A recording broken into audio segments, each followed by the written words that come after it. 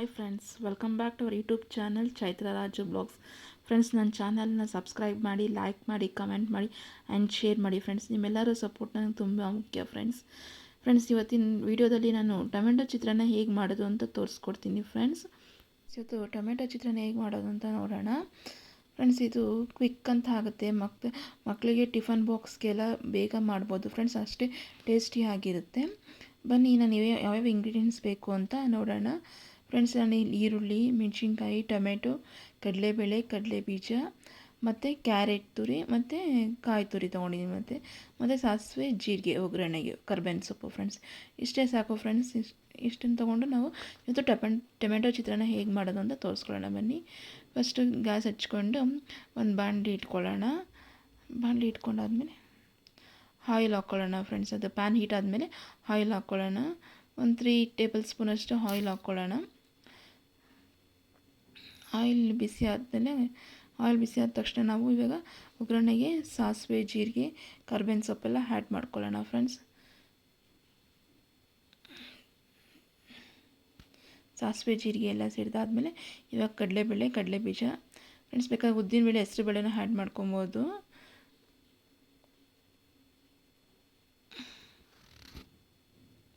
ಇದು ಸ್ವಲ್ಪ ಫ್ರೈ ಆಗಲಿ. ಫ್ರೆಂಡ್ಸ್, ಇದು ಆಯಿಲಲ್ಲಿ ಸ್ವಲ್ಪ ಫ್ರೈ ಆಗಲಿ. ಮತ್ತು ಇದು ಇವಾಗಲೇ ಎಲ್ಲ ಹಾಕ್ಬಿಟ್ರೆ ಫ್ರೆಂಡ್ಸ್, ಇದು ಕಡಲೆಬೀಜ ಬೇಗ ಫ್ರೈ ಆಗೋಲ್ಲ. ಸೊ ಇದನ್ನು ಕಡಲೆಬೀಜನ ಫ್ರೈ ಆದಮೇಲೆ ನಾವು ಇದಕ್ಕೆ ಬೆಳ್ಳುಳ್ಳಿ ಆ್ಯಡ್ ಮಾಡ್ಕೊಳ್ಳೋಣ. ಜಜ್ಜಿರೋ ಅಂಥ ಬೆಳ್ಳುಳ್ಳಿ, ಕರ್ಬೇವಿನ ಸೊಪ್ಪು ಹಾಕ್ಕೊಂಡು ಫ್ರೈ ಮಾಡ್ಕೊಳ್ಳೋಣ. ಫ್ರೆಂಡ್ಸ್, ತುಂಬ ಟೇಸ್ಟಿಯಾಗಿರುತ್ತೆ. ಕ್ವಿಕ್ ಅಂತ ಮಾಡ್ಕೊಬೋದು.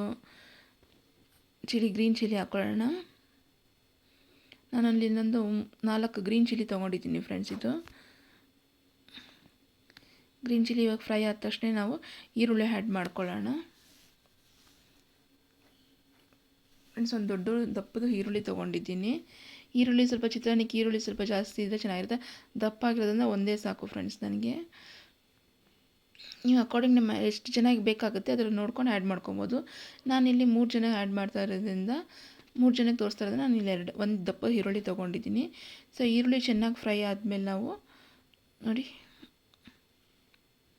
ಒಂದು ಈರುಳ್ಳಿ ಅದು ಕೆಂಪಗೆ ಆಗಬೇಕು. ಫ್ರೆಂಡ್ಸ್, ಅಲ್ಲಿ ತನಕ ಚೆನ್ನಾಗಿ ಫ್ರೈ ಮಾಡ್ಕೊಳ್ಳೋಣ.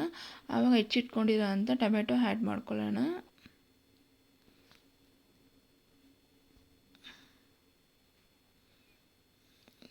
ಟೊಮೆಟೊ ಸ್ವಲ್ಪ ಆಯಿಲಲ್ಲಿ ಚೆನ್ನಾಗಿ ಫ್ರೈ ಆಗಲಿ. ಫ್ರೆಂಡ್ಸ್, ಇದು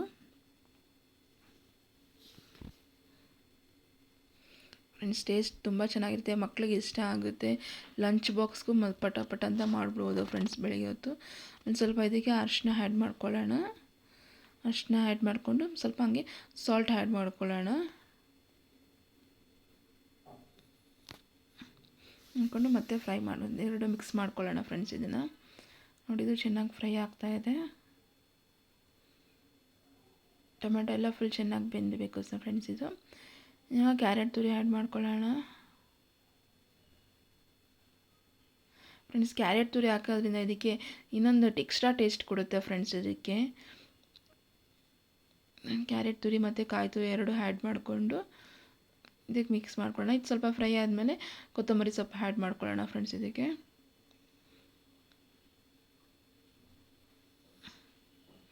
ಸೊ ಗುಜ್ಜು ರೆಡಿ ಆಗಿದೆ. ಫ್ರೆಂಡ್ಸ್, ಫೈನಲಿ ಇವಾಗ ರೈಸ್ ಹಾಕ್ಕೊಂಡು ಮಿಕ್ಸ್ ಮಾಡ್ಕೊಳ್ಳೋಣ.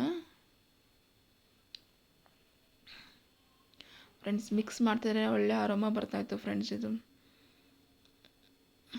ಏನು ಫ್ರೆಂಡ್ಸ್, ರೆಡಿಯಾಗಿದೆ.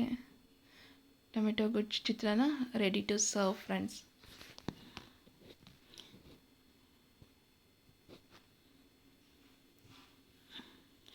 ಬೇಕಾದ್ರೆ ಇದು ಕ್ಯಾಪ್ಸಿಕಮ್ ಆ್ಯಡ್ ಮಾಡ್ಕೊಬೋದು.